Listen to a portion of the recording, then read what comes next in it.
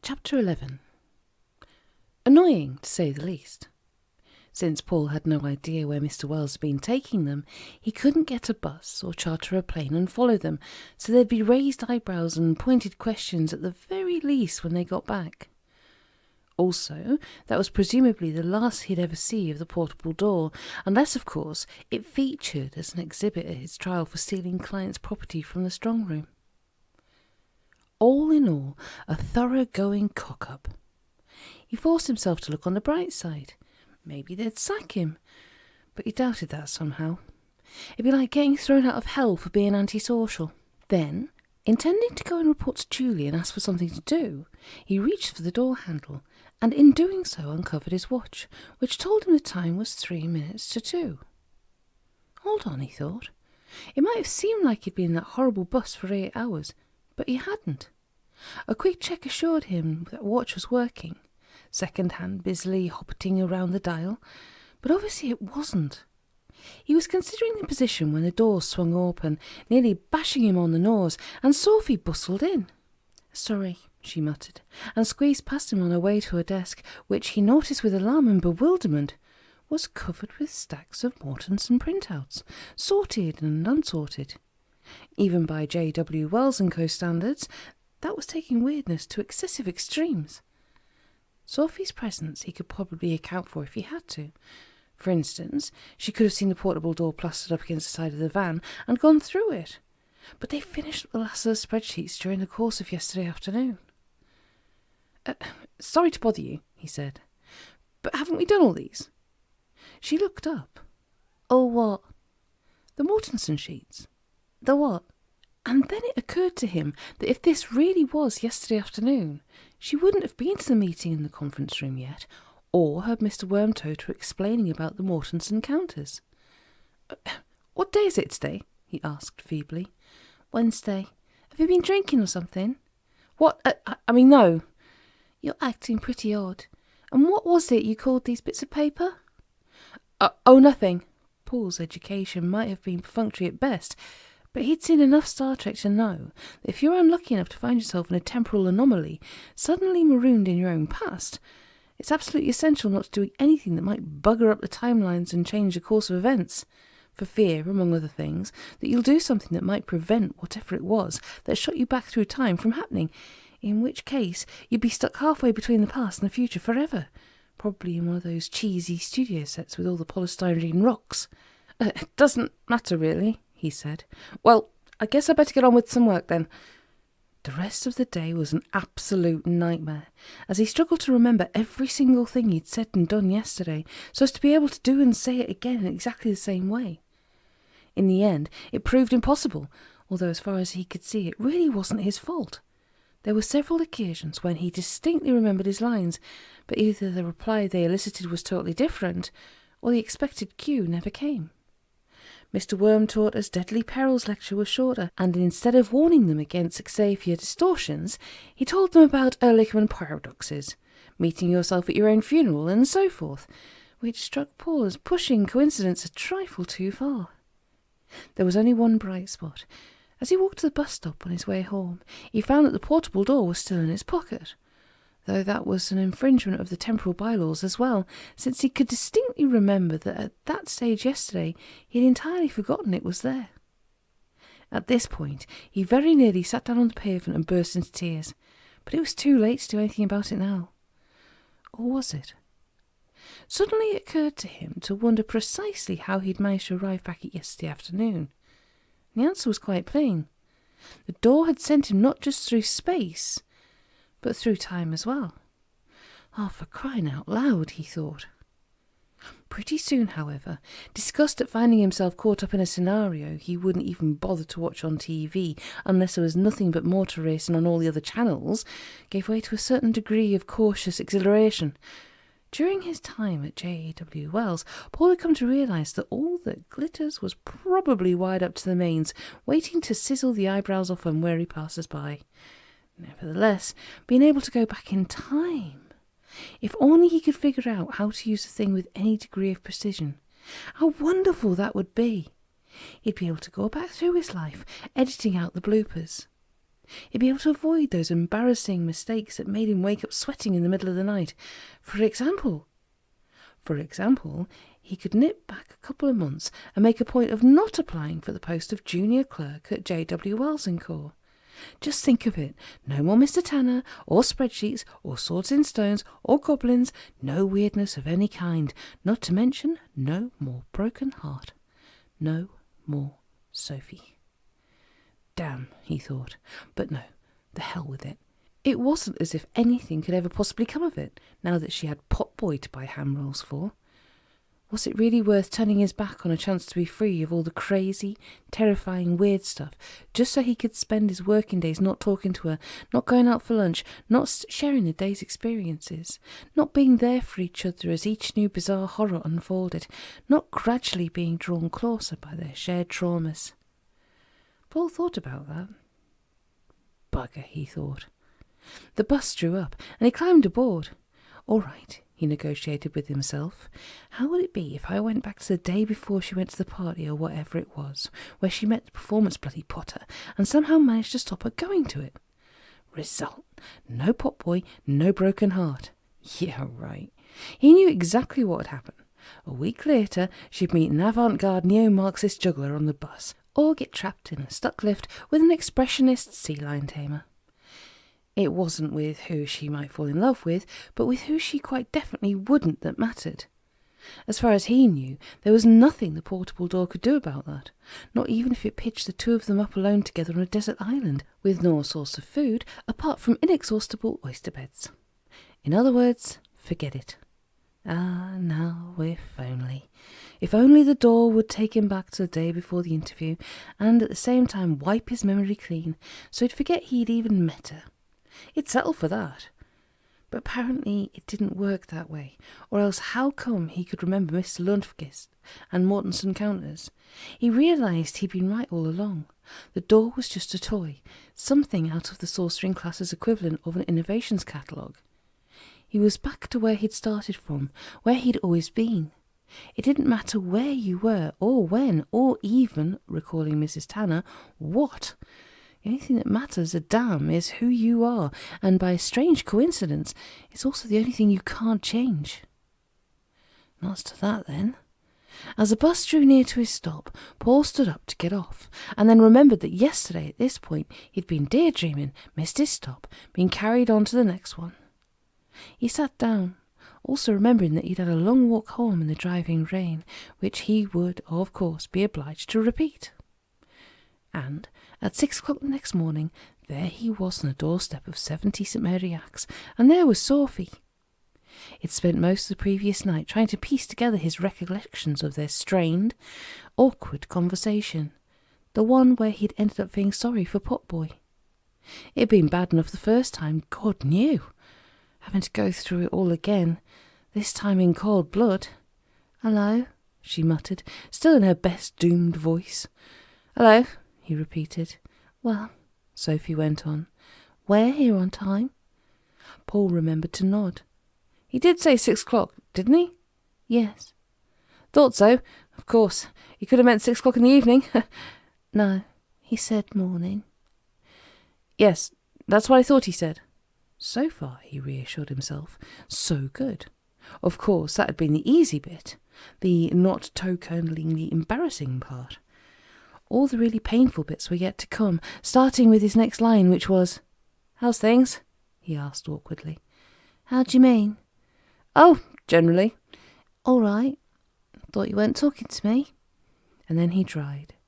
He could remember being thoroughly startled and panicked at this point, but for the life of him he couldn't remember what he'd actually said. A second passed, and then another. It was rapidly turning into a moment, and God knew what the upshot of that might be. He was going to have to busk it, but he couldn't think of any sort of half-sensible reply. Finally, in desperation, he blurted out, "Oh, I thought it was you who wasn't talking to me." Bad mistake. "Oh," she said, and went pink. It was a moment. Worse than that, he had a horrible feeling it was quite possibly one of the things Mr. Wormtoad had been prattling on about. Fuck, he thought. Twice now I've heard the stupid lecture. Why the hell couldn't I have been paying attention just once? A consequence mine. In which case, Oh, she repeated. Oh, right. What made you think that? Well, he could almost see the tattered shreds of the timeline blowing away on the breeze. Well, ever since you and, what's his name, Shaz, got together, I suppose I assumed... It was snowing bloody moments now. He could have shoveled them up, stapled them together, and sold them on a market stall as calendars. Actually, it's not like that, she was saying. I mean, yes, we're seeing each other, and I suppose we're having a relationship, sort of, but it's not... She hesitated, scowled. Actually, we're going through this, really bad patch right now. In fact, I'm really thinking about calling the whole thing off. Once again, though for rather different reasons, Paul didn't shout yippee at the top of his voice, nor did he dance a hornpipe, nor yet grin like a dog. Instead, he cringed and waited for a special effect to whisk him away to eternal damnation among the cardboard canyons. Actually, Sophie was saying, it's bloody awkward right now. He's changed a lot. Really changed. All he wants to talk about is all these shows and gigs he's got lined up. You'd think it was really important. And the bad thing is, when it comes down to it, all he's really interested in is money. He recognised that bit. Should have been relieved. Wasn't. The words were the same, more or less, but they were coming from a very different direction. He could see the crack starting to open up. All it'd take would be a very little wedge, gently pushed in with a fingertip, and Potboy would effectively be history. Alternative history. The other timeline. Come now, he heard himself croak. Don't you think maybe you're being a bit unfair? She looked round sharply at him, almost as if she too was aware that he'd dumped the authorised script and was ad-libbing disgracefully. What do you mean? She demanded. Well, yes, come to think of it, what the hell did he mean? No idea. Obviously, he said, his career's important to him. If he's starting to make go of it, you should be pleased. Wonderful, he thought. That screwed it up even worse. Now she's going to be really pissed off with him and me too. Right, she said. So I've got to be supportive and keep out of the way and not speak until I'm spoken to, like a good little wife. She shook her head so ferociously it was a miracle she didn't unscrew her neck. That's not... I didn't mean it like that, Paul interrupted desperately. That's not what I meant. And what did I mean, Mr. Wise Guy? What I meant was... he went on. Surely it's precisely those things that you really like about him that makes him such a good, potter. Ceramic artist. Right, that too.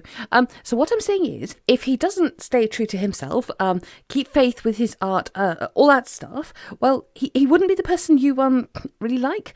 He'd be somebody else. I mean, if he suddenly decided to give up being a potter, being a performance ceramic artist, just because it was taking up so much of his time, and instead of doing that, he, I don't know, got a job in the library or on a building site or something, then he'd be someone completely different, and, mercifully, she interrupted.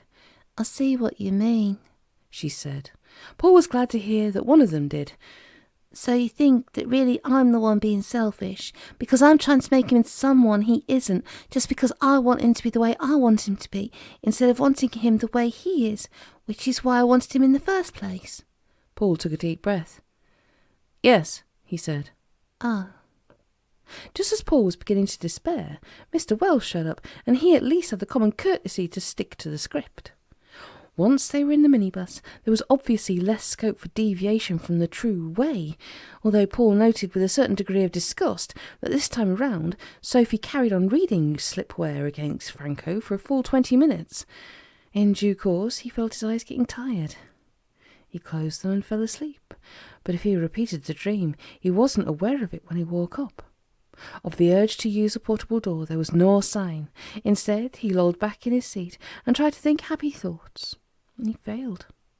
He'd fallen asleep again when they'd finally arrived, and Sophie woke him up with a gentle kick to the ankle. He jumped up and nearly banged his head on the bus roof. "We're here," Mr. Wells announced. "Now, I should have briefed you on what we're going to be doing, but it must have slipped my mind. Doesn't matter. It's all very straightforward. Just keep quiet and do whatever I tell you to. You can both manage that, I'm sure." They climbed out of the van into an open field. Some way off was a big white tent. There were children running about, dozens of them, while serious-looking men in suits hung around in small groups, sipping wine and talking gravely, and harassed women in hats tried to keep kids from causing injury to themselves and others. "Children's party," Mr. Wells explained under his breath, as they walked towards the tent. Sophie was scowling. "What are we doing here, then?" she asked. "We're the magic show," Mr. Wells replied. Sophie stopped dead. "Magic show? You mean conjuring tricks and stuff?" Mr. Wells looked annoyed. "Well, of course, that's what I am, a magician." "Oh." A very large fat man in a double-breasted grey suit, presumably the horse, intercepted Mr. Wells and shook his hand as though pumping water. Mr. Wells smiled affably and introduced them as his assistants, whereupon the horse pointed to a smaller tent where they could get changed. Paul was thinking, hang on. But of course it made sense. Magic shores, magic. Rabbits out of hats, doves out of white silk handkerchiefs. Your card was a 7 of clubs. And that, apparently, was all there was to it, after all. "Your costumes," Mr. Wells said, as they reached the changing tent, "are in that suitcase." At the word costumes, Sophie gave him a look that could have cleaned barnacles off the hull of an oil tanker. But if she'd been anticipating something involving lurex and long spangly tights, she was worrying unnecessarily. The costumes turned out to be long grey robes, what the well-dressed monk was wearing, and they slipped on over their ordinary clothes without any trouble. Mr. Wells's version came with a deep, mysterious hood that made him look like Emperor Palpatine's no-good elder brother, and he also had a genuine black with white tips magic wand. The rest of the luggage was full of props, interlocking brass rings, white silk squares, curiously shaped spring-loaded boxes that strapped on under the forearm, brightly coloured glass balls, several packs of playing cards, a bunch of what looked like carpentry stuff, and 4 disconcertingly real, sharp Japanese swords. The suitcase itself expanded somehow into a combination trestle table and trunk, by virtue of several logic-defying hinged and folded panels. They lugged all the gear across the main tent, which was empty apart from a few bored-looking men setting out chairs. There was a stage at one end with a microphone stand and a couple of folding screens. Setting up all the gadgetry took a long time. Mr. Wells wasn't terribly good at explaining what he wanted them to do, which was unfortunate given that neither of them had a clue what was supposed to go where or how it was meant to work. They'd only just finished when the children started trooping in. Small children always made Paul nervous, and this lot were worse than most. They chattered and pulled faces and threw things, mostly sausage rolls and cake shrapnel, quite a lot of which missed its intended targets and found its way up onto the stage. Mr. Wells, however, didn't seem the slightest bit fazed by the unruliness of the mob. He confronted them like a Roman emperor receiving the salute from a troop of gladiators, and when he tapped twice against the trunk with his wand, the whole lot of them immediately stopped talking, sat up straight, and gazed at him expectantly. Then he began his act. Paul had never liked conjuring shows much when he'd been a kid. He couldn't ever see the point, since it was always blindingly obvious, to him at least, how tricks were done. Maybe this was just because all the shows he'd ever watched had been low-budget cheapskate affairs. Mr. Wells, however, was in a different class. Too dignified to bother with inanely cheerful patter, he didn't say a word apart from the occasional soft grunt when he asked Paul or Sophie to hold something for him or pass him some item of equipment. As the show wore on, and Paul managed to follow orders without screwing the whole thing up through ignorance or carelessness, he realised that Mr. Wells was really very good indeed. That was, of course, only to be expected. Clearly the people who'd hired him were disgustingly rich, enough so that they could afford to employ the very best, which was what Mr. Wells appeared to be. Paul found himself watching with rapt attention, but this time he had no idea how Mr. Wells managed to pull off his rather astonishing stunts. If he hadn't seen all the paraphernalia beforehand, he could quite easily have believed that it really was all done by supernatural influence, though why anybody with mysterious superhuman powers should choose to fritter them away on transfiguring gerbils into roller skates and pulling flags of all EU member states out of a sealed biscuit jar was just another mystery. At least he didn't have to wait too long to find out what the swords were for. He was ordered to climb inside the trunk. Actually, it was huge in there. You could have parked a Morris Minor in the front compartment alone, and keep still. Then the lid closed, and Paul was left huddled up on all fours, feeling his legs go to sleep. After he'd been there for perhaps a full minute, he felt something tickle the side of his neck, followed by a similar feeling in the small of his back. He couldn't shift round to see what it was, because of the excruciating pins and needles he was getting. But a moment later, he looked up at the trunk roof. He was horrified to see the sharp, chiselled point of one of the swords coming straight at him. At the very last moment before the blade rammed straight between his eyes, it appeared to turn first translucent, then invisible, and that appeared to be that. To judge by the muffled thunder going on outside, the kids were enjoying it, at any rate. Then he heard Mr. Wells tell him to shuffle backwards out of the box, so he did that, the discomfort in his legs having eased a bit, and found himself squatting on his heels behind one of the folding screens. He did his best to keep perfectly still. "And now for my last trick," Mr. Wells was saying. "I shall saw a lady in half. Now I'll need a volunteer from our audience. You perhaps, miss. Yes, you in the front row." Paul wriggled round so he could see what was going on through a small tear in the screen. A 20-something-ish blonde in a power business suit with an illegally short skirt was getting up out of her seat in the front row, where she'd been sitting next to the host on his left. Something told Paul that she was the host's personal assistant, and that her filing skills and telephone manner weren't the only reason she'd got the job. She didn't seem too pleased about volunteering. In fact, she was sharing out skin-blistering glares between the host and Mr. Wells. But she was out of her chair and being steered towards the trunk, which had somehow evolved into a variety of free-floating coffin, hovering about 3 feet off the ground. Mr. Wells lifted the coffin lid, and she scrambled inside, although hampered rather in her movements by the tightness of her skirt. Then Mr. Wells closed the lid and picked up a large Stanley hardpoint saw. Paul caught sight of the host's face, which seemed rather strained for some reason, and then Mr. Wells began to saw. The noise he made was rather horrible, and he appeared to be putting a great deal of effort into it. From where he crouched, Paul could distinctly see sawdust floating down to the ground. Not a peep out of the kids, and Paul could understand why. The whole thing was distinctly riveting, even though everybody in the world knew how the trick was done these days. Mr. Wells stopped sawing and rested for a moment, wiping his forehead on the back of his sleeve. Nice touch, Paul had to admit. Then he laid his hands on either side of the saw cut and gently pushed, and the 2 halves of the coffin drifted apart. Paul could see the girl's head sticking out of one end, and her 4-inch stilettos waggling feebly up and down out of the other. And then Mr. Wells stepped forward, said, "Thank you, you've been a wonderful audience," swept low in a grandiose bow, and turned to leave the stage.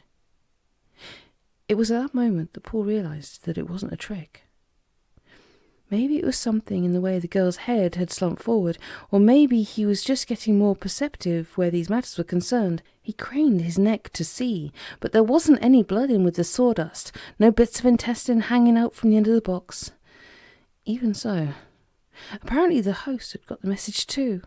He jumped up, his mouth wide open, but before he could make a sound, Mr. Wells half turned and beckoned. The host followed Mr. Wells to the back of the stage, behind the other screen. The audience was just starting to murmur. The girl's heels were perfectly still now, like Christmas turkeys hanging up in a butcher's window. "What the hell?" Paul heard the host say in a hoarse whisper, but Mr. Wells held up his hand. "I said I'd saw her in half," he said, in a quiet, reasonable voice. "I never said anything about putting her back together again." The host called Mr. Wells a bastard. Mr. Wells didn't seem inclined to deny it. In fact, he smiled. "Isn't it von Clausewitz who defines bastardry as the art of negotiation by other means?" he said, with a mild grin. "Now, about my client's takeover bid for your client's company." The audience was starting to get restless. He could hear voices sounding worried. Someone laughed, but there was an edge to it. "Your client," the host said. "You know what I'm talking about." "Oh," pause. "Oh, so you're—" "Yes. Always nice to put a face to the name, isn't it? But fond of her, aren't you?" About a second of dead silence.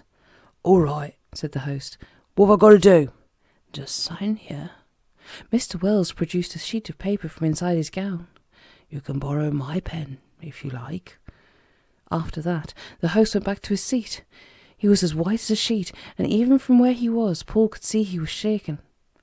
Then Mr. Wells came out from behind the screen, and with a graceful flourish, he set the two halves of the coffin back together again and lifted the lid.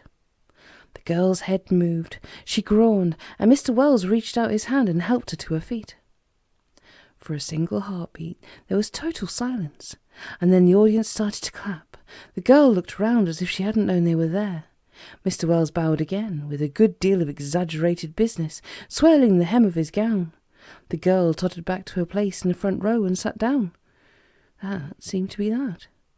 Mr. Wells nodded to Paul, and he guessed he was supposed to help with dismantling the gear. The audience was getting up, filing out of the tent. Even the children seemed subdued, as if they knew they'd seen something odd, but didn't know what exactly. The girl left with the rest of the crowd. The host stayed on for a moment or so, staring up at Mr. Wells as he folded up the coffin and turned it back into a suitcase. And then he left too. "Time we were on our way, I think," Mr. Wells said, when the three of them were alone in the tent. "Best not to hang around when you've pulled off a good deal." He seemed almost absurdly cheerful, like a favourite uncle at Christmas. "Right, is that the lot? Splendid. We didn't leave anything in the other tent, did we?" He pulled his robes off and dumped them unfolded into the suitcase. "You two can change in the bus to save time.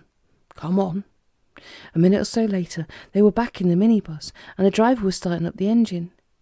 Mr. Wells flopped into his comfy chair, and Paul could see he'd been sweating. "What's the time?" Mr. Wells asked, and then answered his own question. 12:15. "Splendid. We'll stop for lunch on the way back. Firm's treat. Well, that all went very smoothly. I thought it would, but you can never be too sure." They were driving out of the field. "Mr. Wells," Sophie said. Already Mr. Wells had a pile of papers on his lap and a silver fountain pen in his right hand. "If that man hadn't signed your bit of paper," Sophie said, "would you have let her die?" "I beg your pardon?" "The woman in the box. Would you have let her die?" Mr. Wells looked at her for a moment, a very cold, thoughtful look, and then he laughed and said, "Good Lord, you don't actually think... It was just a conjuring trick, that's all." Sophie's expression didn't change. "Oh," she said. "Really?" "Well, of course it was." Mr. Wells laughed again. It was studio audience laughter. "You don't for one moment believe I'd actually cut somebody in two? How ridiculous." "Fine," said Sophie. "That's all right then." "Splendid," said Mr. Wells, and went back to reading his documents. About half an hour later, the bus stopped. They were in the car park of a motorway service station. "Lunch," Mr. Wells explained. He led them to the Burger King. Sophie said she wasn't actually very hungry, but Mr. Wells just smiled and ordered her a veggie burger with large fries and a coffee, together with a bacon double cheeseburger for himself and, without asking, a Whopper large fries and large vanilla shake for Paul. As it happened, it was just what he'd have chosen for himself. They sat down at a table with their trays and styrofoam cups. Mr. Wells ate like a tyrannosaurus, gripping the food with his teeth and then ripping a mouthful away. "In case you were wondering," he said with his mouth full, "we act for a major road haulage contractor, and our host at the party back there is a solicitor representing our clients' landlords. We were having some difficulty over the terms of a new lease for our client's main distribution depot, but it's all settled now. The party," he added, "was for his son's 10th birthday. Rather a stroke of luck, but part of the secret of this business is making the most of opportunities." They got back to St. Mary Axe at 5:30 precisely. When the bus stopped, Mr. Wells bookmarked the chunky-looking document he'd been reading, dropped it into the suitcase, snapped it shut, and hopped out. "Be in my office at 9:10 on Monday morning, please," he called back over his shoulder. As soon as Paul and Sophie were out of the minibus, it roared away from the curb, the back door still open, and vanished up the road. "Well," Paul said. "Yes," Sophie replied. "I need a drink. Coming?" "Actually," Paul stopped. Why not, he thought. It wasn't every day you saw a woman sawn in half. He could do with a drink himself. "Yes," he said. They went to the pub where they'd met again after the interview, and sat at the same table. Paul tried not to think about that. Sophie wasn't drinking Guinness this time. Instead, she came back from the bar with what looked like a large brandy, which she gulped down as if it was medicine. "He was lying," she said. "I saw what he did." "So did I," Paul replied, "though there wasn't any blood, but—" "And when you were inside the box," she said, "and he stuck those swords down through it, did you feel anything?" "No," Paul said. "If that man hadn't agreed, you know, the solicitor or whatever he was, Wells would have just walked away and let her die. I know he would." Paul didn't really want to dwell on that, but he decided to be polite and not make an issue out of it. "I agree. You're right. I mean, but—" "Well?" "I don't suppose that there was any real danger the man wouldn't agree," he said awkwardly. "So I suppose, in practice, there wasn't really any harm done. I mean, when she got up and walked off the stage, she seemed all right to me." "What's that got to do with it?" "Nothing, really," Paul mumbled. "You're right. It was a horrible thing to do, and he just didn't care. What am I supposed to do about it?" He didn't add. "That man's evil," Sophie went on. "Total bastard. And when it was a solicitor bloke's kid's birthday too. What sort of evil bastard would do something like that?" There didn't seem to be anything Paul could add to that, nor, he guessed, was there any input required on his part. He nodded and sipped his lemonade shandy. "I wonder what he's got lined up for us on Monday," he said. "Whatever it is, I'm not doing it." She looked at him, and they both knew she hadn't meant it, because they had absolutely no choice whatsoever in the matter. For a brief moment, though, Paul was sorely tempted to tell her about the portable door, just in case she could think of some way of making use of it to get them out of the terrible mess they were both in. But he didn't. Instead, he just said, "Doing anything this evening?" He hadn't meant it like that. He'd meant to ask if she had something pleasant lined up, something that might help to take the taste of blood away. She obviously took it the other way. "No," she said. "I was supposed to be going to help Shaz set up for a gig at a pub in Penge, but he called last night and said the gig was off, and he was going to stay in and do something or other to his kiln, or something like that, so no, I'm not doing anything." "Oh." Paul wasn't sure what to do next. He was confused. He wasn't sure whether he was still supposed to be shoring up the Sophie-Shaz relationship as part of his duty to heal the wounds he'd caused in the timeline by his escapade with the portable door, or whether he was now at liberty to sabotage it for all he was worth. And now, apparently, he'd somehow contrived to ask Sophie out on a date, and she'd accepted. But he didn't want to go out on a date, not even with the girl he loved. Not even if it meant there was an outside chance of prizing the performance Potter off her and winning her for himself. All he wanted to do was to go home, have a bath, go to bed, and try very hard not to dream about severed limbs and the effects of a cross-cut sore on living tissue. Still, as Mr. Wells had said, part of the secret of this business was making the most of opportunities. Somehow, he didn't really want to accept advice on this particular subject from Mr. Wells, even if it did appear to be singularly appropriate. "Great," he heard himself say. "Do you fancy going to the pictures?" She frowned as though he'd just asked her to do a complex piece of mental arithmetic. "I don't know," she said. "What do you want to see?" Paul realised that he couldn't think of the name of a single film currently on general release. "Nothing in particular," he said.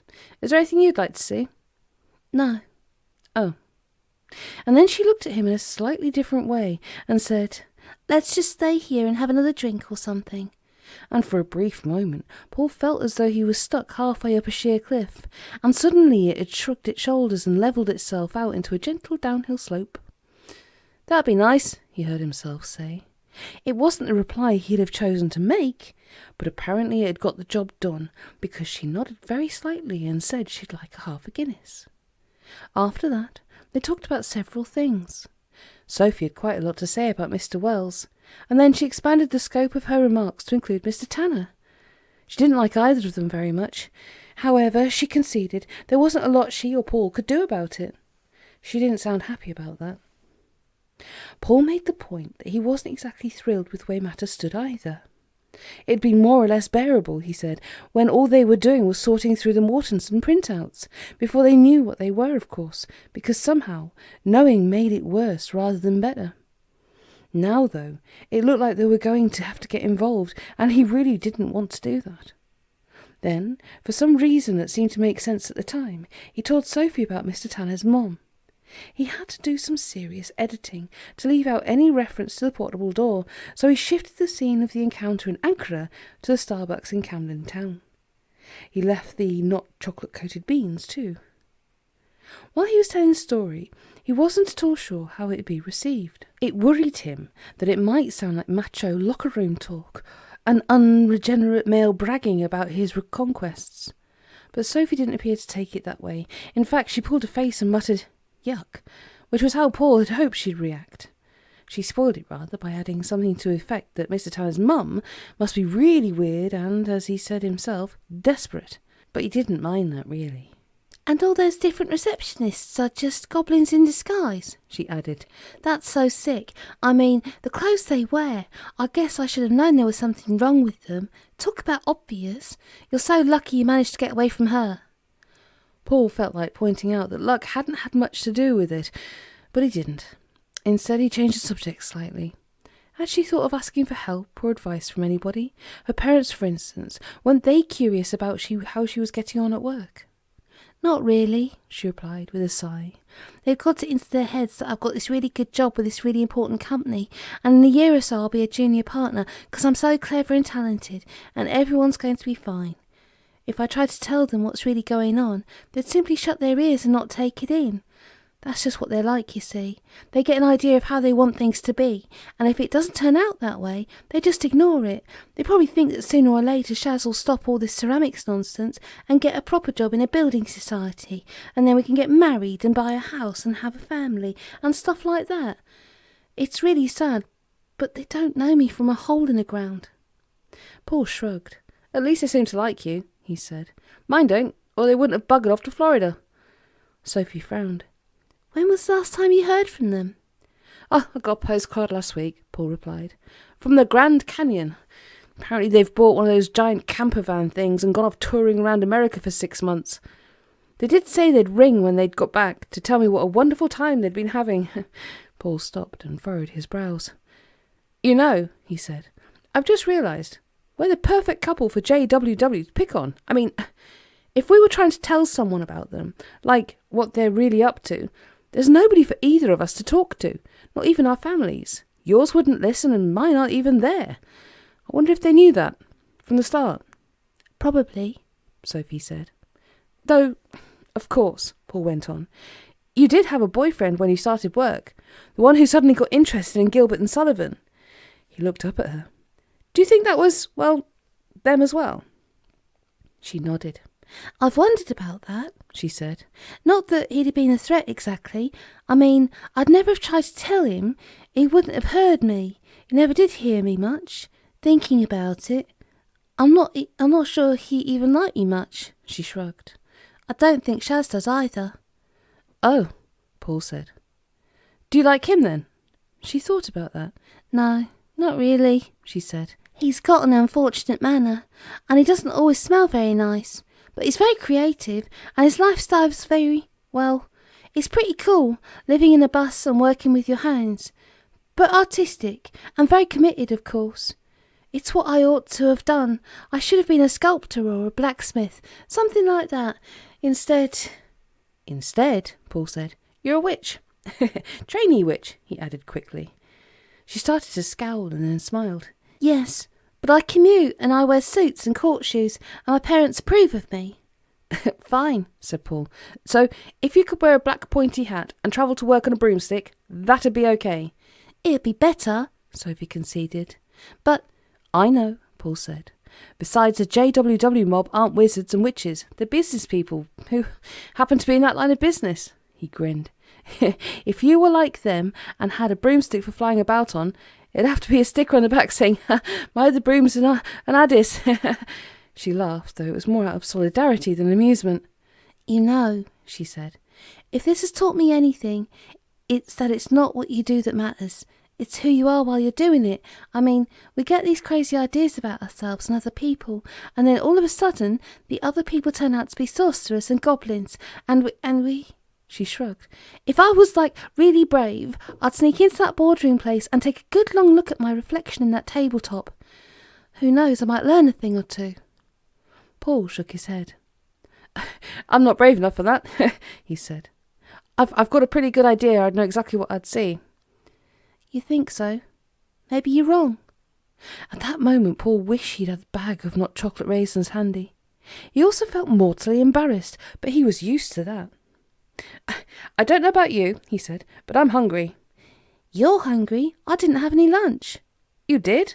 At least you ate the chips. When you thought Mr. Wells wasn't looking. I saw you. She grinned. All right, so I did. I need my lunch. If I don't eat at lunchtime, I get bad-tempered. You don't say, Paul nodded. What do you like? Food, I mean. Oh, I'm not bothered. Pizza? So they went and had a pizza, just like regular folks, except that Paul felt like he was in on one of those old war movies where the gallant British airmen are escaping through occupied France, trying their best to act and sound like they're French. Any minute now, he felt, someone from real life was going to show up and demand to see his identity card. And as soon as that happened, it'd be obvious that he had no right to be here, having dinner, on a date with a girl, and they'd arrest him and drag him back to the POW camp. Solitary confinement for life. It was all rather unfair, he couldn't help thinking. Even Steve McQueen had had a motorbike. All he had was a portable door, and so far it hadn't really been much good to him. But that aside, he found that the less hard he tried, the easier it got. For one thing, it was almost as though Sophie was on his side rather than being the opposition. It occurred to him that she'd been wanting someone to talk to for quite some time. The last few weeks, ever since Goblin Night, when their world had changed forever, and ever since then, the logical choice, her colleague, had refused to say a word to her, apart from, "What's the time?" and "Have you finished with the sellotape?" Bloody strange state of affairs, that, and she must have wondered what on earth was going on. It was lucky she was grown up enough to be able to put it behind her so easily. But it had been a long day, and Paul realised he was dog-tired, and so was she. Even so, when the coffee had come and gone, and the bill had arrived, and they'd debated and apportioned it, referred it to committee, given it its second reading, and reached a negotiated settlement, it became obvious that neither of them really wanted to go home just yet. It was 9:30, and Sophie was looking guilty. Paul asked what the matter was. Our parents. They'll be wondering where I am. I ought to phone or something. Then she yawned, like a small earthquake.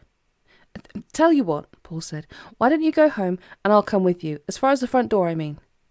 She looked at him as if he was crazy, and then nodded. All right, she said.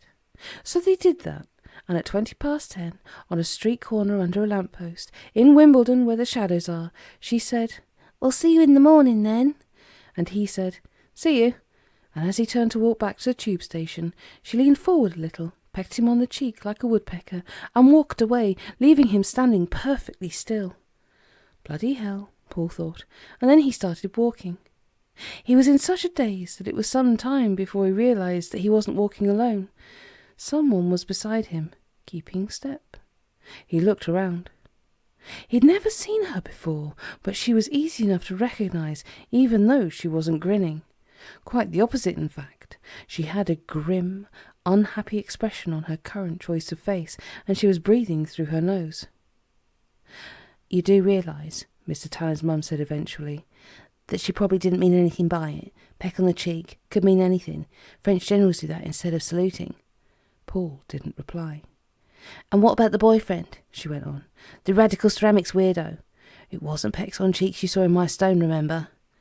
No, Paul said. It wasn't. She scowled. And besides, she went on, you haven't got a clue. It's not like the action movies, you realise, where the hero and the girl go through the great and dangerous adventure and then fall into each other's arms. That's all dog shit, because you know they haven't got a bloody thing in common. It's all just Hollywood. 30 minutes after the credits stop rolling, they wouldn't be able to think of one damn thing to say to each other. And you think I'm a goblin. You don't know spit about who people are or what they're like. I can turn myself into Drew Barrymore or Naomi Campbell, but I'm just a first year compared to you. You can turn something like that into a girl. Paul shook his head. Not me, he said. Bullshit. She's a girl like I'm Drew and Kate and Gwyneth and all those other people who don't really exist. No wonder our Dennis hired you. You've got talent. She made a curious noise, a sort of soft, grunty snuffle. Shame you don't use it where it'd be appreciated. Say what you like, Paul replied. Doesn't make any difference. Idiot, she sniffed. Anyway, that wasn't what I came to see you about. Oh? Don't believe me if you don't want to, she said. I'm just trying to help. Right now, you need help, believe me, or weren't you paying attention when young Snotnose did his carpentry solo? It took Paul a few seconds to figure out that young Snotnose was Humphrey Wells. I know what happened, he said. And yes, I was absolutely petrified, if you must know.